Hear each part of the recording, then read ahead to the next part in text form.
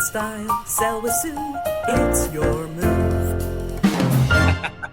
Hello, everyone. Welcome to No Place Like Home. And I want to introduce you today to someone who is pivotal in the real estate industry here in Calgary. Very well known, Jeff Kahane. Hi, Jeff. Hi, how you doing? Good. Good. I have known Jeff for a long time. In fact, I know I should let you talk first, but I'm not going to because I was just looking up your website before we chatted today. And I clicked on the reviews just to see what people are saying. Holy crow, they're saying a lot of good stuff. I had an excellent experience working with Kahane for my home purchase. We are deeply grateful for the outstanding legal assistance. Kahane Law went above and beyond. Like I just scrolled through. So not only does this tell me that you have built up your own great practice, I know you're a great lawyer, but your staff is great. People are shouting out your assistance. So way to go. And thank you for being here today. Thank you, thank you. And I love what I do still every day. I'm not a workaholic. Like when I go home, I take off my jacket, I'm done. But I love when I'm here. And I try and make sure that everyone who works here is sort of the same mindset. And I honestly believe it doesn't matter what you are, like lawyer, doctor, plumber, mechanic. But if you're passionate and love what you're doing, you're going to do a better job for people without like a heaviness to it. Yeah, totally agree. But you know what? Lots of times we don't know what's going on behind the scenes and it's not that good. So great to see those reviews.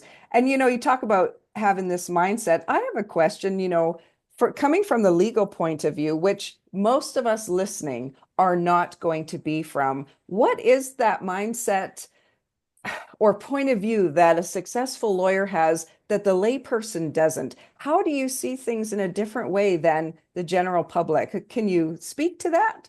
Yeah, I mean, I think there's a few parts to that. And I think the biggest one that I always see come up day to day is the way we look at language, because so much of a contract, so much of a situation, it depends on like the exact words and sometimes even punctuation that are used that can change the entire meaning behind, something that was put on paper. And so like I know I've been out with people for breakfast and I'm reading the menu. It's like, wait a minute. No, I should get toast and pancakes. This is not like an or, like the way they have that sentence structure. That's wrong. And so it can be annoying, but we do look at stuff like that, and it becomes almost like a not Sudoku, but almost like a Mensa game where you're going through things. I remember, and this is where I first thought about being a lawyer. It was in grade 11. I got a ticket for making a left-hand turn, and they said it was an illegal left-hand turn, and the sign was a black arrow with a green circle. And so I went to court. This is again like in high school, and I said, that means I'm permitted to go straight. It does not mean I'm prohibited from turning. And of course I won, but whenever I drive now, I still see the wrong signage places. That's And a it sign can, that's it can meant be to be. dangerous. Like sometimes it should say one way because you can't turn that way. Or you shouldn't because it's going down the one-way street, but they have the wrong sign. Yeah. Oh, Yeah. totally.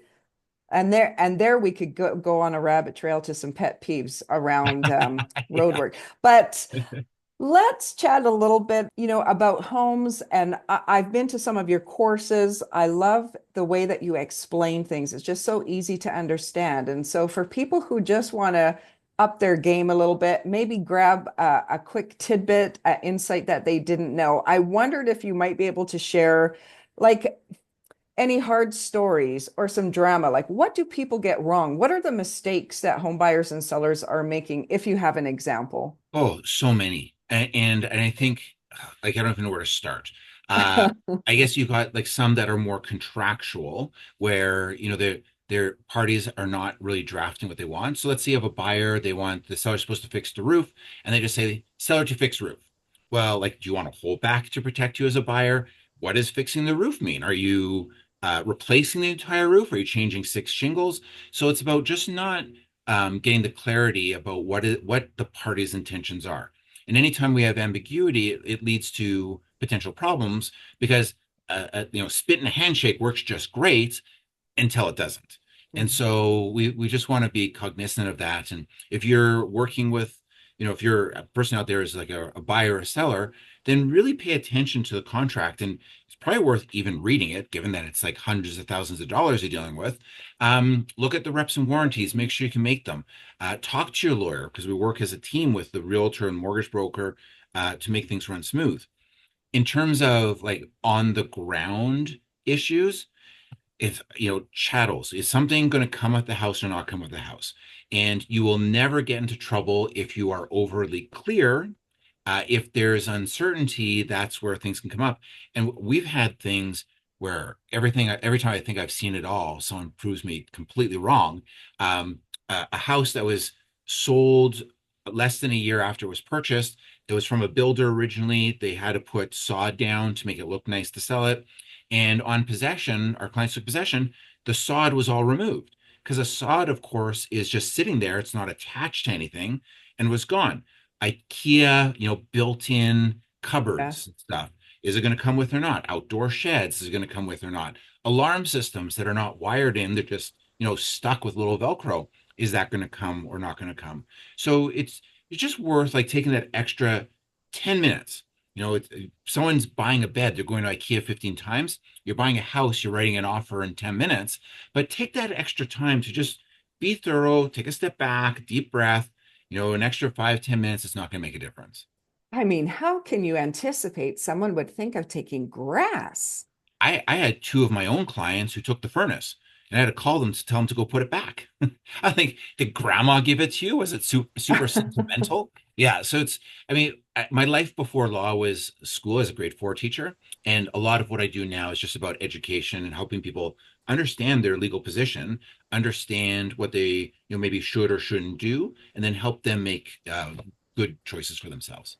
Well, it's people don't buy houses every day. Maybe they're buying a house once every 10 years. So really, usually they're coming in kind of blind, or maybe they've heard rumors, but they don't really know. So it sounds like communicating what they really want and expect is really important. Yeah, and having that open dialogue. I mean, ultimately, it's their real estate agent's job to do that communication with piece with them to help guide them. Um, but it's just always good to make sure that their wants, their desires are known. Review the things that are important from a Hmm. seller side, not having read what you're promising, you're representing and warranting. That's a huge problem. And ultimately, the seller can get into trouble. A lot of issues can be dealt with much easier and with more options if they're dealt with right at the time of listing from a seller's perspective before they actually sell the home. Because once they sign, their obligations are locked in. So sellers, go ahead and read that contract that you signed digitally and you probably Yes. never even looked at. And, so many people just, their eyes glaze over when we read legalese, but I think the contracts are easy enough to read. They are. They've done a good job at making it more plain language. I'd say, the advice I'd give everyone is as soon as you get a listing contract signed or a buyer brokerage contract signed, take 20 minutes and go through the contract. You don't have to go into super detail, but this is where you're going to see the purchase price. This will be the possession date, just so it's easier for them to look online. Uh, Hmm. and just have that familiarity. Reps and warranties, like the promises that they're making, again, sellers especially, go through like, are you Canadian resident for tax purposes? Is there a problem with your property report? Like, just have that extra time, which really isn't time consuming, but can save them all kinds of headaches. Yeah, for sure. Do you find, or does something come to mind that most people seem to not know? Like, oh, I didn't know that, over and over again when you're seeing people. Yeah, I think two things. Like one is just a general perception. I think there's a lot of people who see the real estate purchase contract because it's a form, as a form contract, but as a form to get a house, and they're not the correct mindset of this is a legally binding agreement. So I think that's number one. It's just the overall impression of what they're signing is off. From a seller's, for sure, it's going to be issues related to real property reports. Like I think Mhm. that they're not dealt with in time. They're like kind of like, oh, I don't have to pay for one until I sell the house. But that process, if there's like an issue with a restrictive covenant, that could take a year to fix. And as a seller, You don't want to be in a position where you have to pay your mortgage, pay your insurance, have a vacant home with no revenue from it, and you can't rent it Hmm. for that time until you can fix the issue. Now, I have noticed over the last few years, more than I've ever noticed before, sometimes in comments from other realtors asking buyers to accept the real property report as is, or crossing out the part in the contract. Can you give any advice about that? Yeah, so it really depends. Like, I think you've got a couple of situations. One, the seller's just being cheap and they don't want to spend money on a new one. And maybe they've just added, 2 feet of fence, and the buyer can look at it and say, oh, yeah, it's 2 feet of fence. Not a big deal. Like, that's no problem. Other times it's because the buyer is planning to tear down the property and rebuild, like an Mhm. inner city or something, in which case you can probably cross out all the representations and warranties about the property because it's not going to be there after a little while. It can be a red flag. We had an acreage where they had no permits whatsoever, and it ended up being $180,000 fix to get all the permits afterwards. And sometimes people say, well, title insurance, and it's a good tool, but it doesn't cover every loss. Like any insurance policy has its insured risks. If what is particularly wrong with your property, it may not be insured.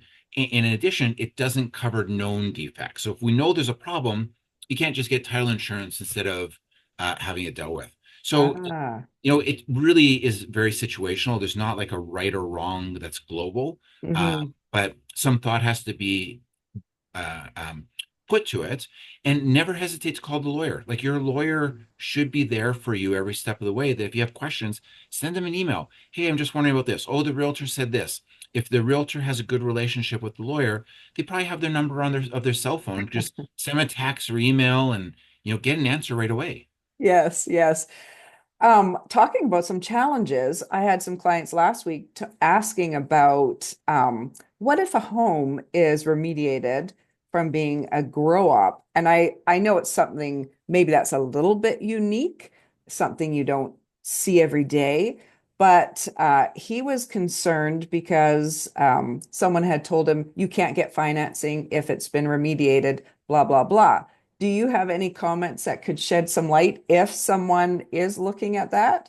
Yeah, I mean, one, fortunately, there's a lot less grow-ups than there used to be. There used to be like literally thousands on the market at any given time, or under like in operation as a grow-up.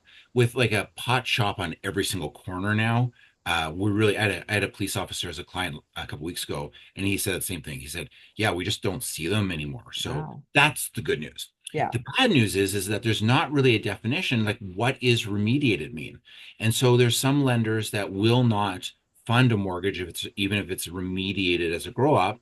Some have no problems with it whatsoever. So it's just about having a good communication with your mortgage broker.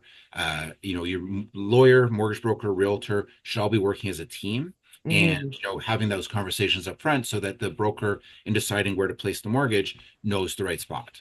Yes. And I think because sometimes our market is so hot and things happen so fast, maybe buyers and sellers don't feel like they have the luxury of digesting information or taking a minute to talk about information. But you are still encouraging people to get the information they need and to communicate clearly that Yes. this is a home. This is a big deal. Yeah, or it should be a big deal. You got to live there. Yeah. Yeah. Well, over the years, you certainly, I'm sure, seen your fair load of people buying certain houses and selling all kinds of different houses. And I'm wondering, on a personal note, what do you love about your home? What interests you about a home, and what makes a house a home for Mr. Jeff Kahane? It's interesting. I remember when I bought my very first home, my real estate agent, who's now passed, but she was like lovely. She was my next door neighbor for years and years.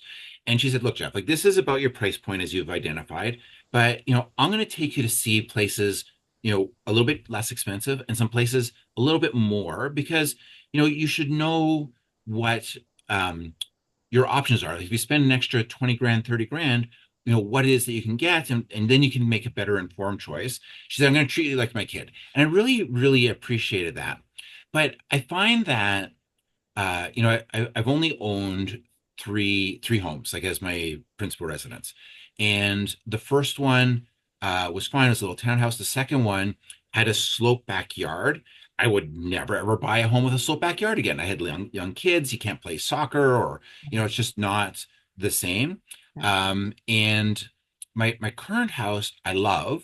I've loved it for a long time, but it was like a house I lived in as a kid for like 5 years, and then I bought it when it was on the market at one point, and it's like quiet cul-de-sac, very, very private backyard. So like I would never buy a house on a golf course because you're not allowed to put a solid fence. So like I like my privacy and just a small little quiet cul-de-sac and community. I wish it was west or south facing backyard, but you know what? It's fine. It doesn't get too hot in the backyard. Sometimes you wish you had more heat, but you Yeah. can't have it all. Oh, that's so interesting. I think it's something we don't talk about all the time. We pick a house because of certain reasons, and then we forget about that. And everyone has really unique ideas. So if you haven't thought about those things, Or you just don't maybe know. no. Like as you like unless you've lived with something, you don't know that you like it or don't like it. And so maybe you think you like something, but really you don't. Maybe you just haven't thought about it. Kitchen layouts are important for some people, and whether it's efficient or not efficient. If you do a lot of cooking, I like a certain layout of my house, and my house has that layout. It didn't before I renovated, but my dad lives has a place not in Canada, and we go visit him, and the same sort of layout. I built a place out in BC for summers, and I just like a certain layout. I want my kitchen, I want a big island that you can work on, and like a place for entertaining on the other side where there's that division between where you're doing stuff and people aren't getting in the way. But that's for me. For some people, they might not like that. And like thinking out where, I mean, I'm not Ray Kroc or something with McDonald's for ultimate efficiency, but like I like it to be efficient. I want my cutlery drawer to be next to the dishwasher. I don't want to have to go, back and forth. Just little things like that that you don't know. I always say buying a house is almost like dating. Like you go on a date with someone, you enjoy the time with them, but then you see, they grind their fork on their teeth, drives me nuts. I can't put up with that. Whatever it is, like, oh, this person, uses crystals instead of pit stick, and they're kind of stinky to me. Like whatever it is, you learn through exposure to different things, the things that you like and value, and the things that you maybe are less good for you. And so I think it's whether it's career when you're starting or your home or relationships. I think those things are all kind of similar that way. Those are great pieces of advice. You're so wonderful to listen to, and thank you for taking some time today. Do you have anything else that you can share before we wrap it up and give everyone your contact info? Yeah, I think just if you're looking to buy or sell, like just know the most stressful part for you should be moving your stuff. And then your real estate team should be working with you to, have that as an effect. Like it's stressful because it moves fast, especially in, certain markets. You don't know what you don't know. You may have concerns, and never be afraid to reach out and ask for, have your concerns addressed, because like no one knows what you're thinking or what your wants are unless you express them. And we should be working. Like people apologize. Oh, I'm so sorry. I'm sure, people bug you about this. Like, no, don't be sorry. You're spending a lot of money. It's your house, your home. You're going to live there. We want you to have like a good experience overall. So I think it's just important that people not consider it a bother to ask questions of the people who are helping them with saying it's probably their biggest transaction they do in their life. Yes, I would totally agree with that. And people do hang back and they do second guess themselves. So don't do that. That is a great piece of advice, not only in real estate, but in life. Oh, absolutely. And don't worry, like people worry about lawyer fees and stuff. On real estate, it like that should all be included in the flat rate that they're charging you. Like oh, I should touch on that also. But like I get calls from our clients about things like I'm not billing them by the hour. It's not costing them anymore. So like deep breath, I can get the help. It's not going to cost me $1 million. Um, do we have time? Mm, Am I allowed to give you sort of my three pointers on picking a please. lawyer? Yes, yes. So one, get someone who doesn't dabble. Like the more experience you have, no matter what you do in this world, the better you should be at it. So, someone who deals with real estate law. Two, get an all-inclusive price. Like it should be easy for a lawyer to figure out if they know what they're doing, how many couriers they're going to have, how much land title fees are. If you have a number plus disbursements, people don't hear that plus disbursements part. And then let's say the lawyer, forgets to witness something, has to send extra couriers. Now they're just adding it onto your bill. Whereas if you have like a fixed price, then it should be there, unless what you need in terms of services changes, the fee shouldn't change. And last, pay attention, how long does it take for them to call you back? So when you're calling, like say you want to get a quote, you're trying to give somebody work. So that you'd think would be the quickest response time in terms of getting back to you. But if it takes them 2 or 3 days to return the call when you're doing that, trying to give them work versus someone else, and maybe that other person's like $50 more, you have to decide, and there's no judgment because everyone picks for themselves. But let's say it's important for you to have somewhere to sleep on the possession day. You're not going to be happy if it takes you 2 or 3 days to get a hold of the lawyer. And that is the number one complaint to the Law Society, is that lawyers don't return the calls in a timely manner. And Yeah. so, you've got to decide like where does my value lie? And I honestly say, like, we won't compete with discount people working out of their basements. We're about average in terms of the city. But there's no judgment. Like when I buy a new power tool, because I do a lot of construction stuff, I will buy one I've never used before. I will buy the cheapest that they have. And if I burn it out, then I will invest in a better one. So like a biscuit joiner, I've never really used it more than once, and I'm never going to buy an expensive one.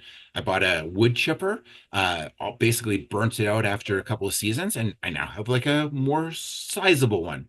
And that's my approach. Some people will just always look for the most cost-effective option, although cost-effective is not always right because sometimes cheaper costs you more.